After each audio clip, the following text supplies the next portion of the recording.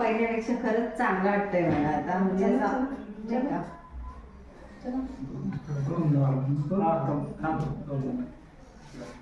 पहिलं म्हणजे खूपच लागायचं सपोर्ट आणि आता म्हणजे इझी हात सोडा हात सोडा खालते चला चला काय वाटतं तुम्ही माग आहे ना मॅडम आहे तुम्ही हात खाली करा चला चल